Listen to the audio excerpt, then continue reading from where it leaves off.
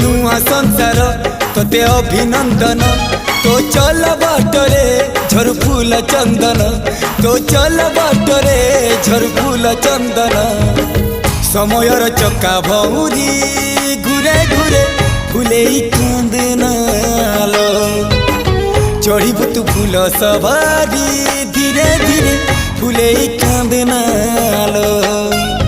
बाहागर सुख परा विधाता देइछि तोते विरह वेदना सबु सहिबाकु हवा मते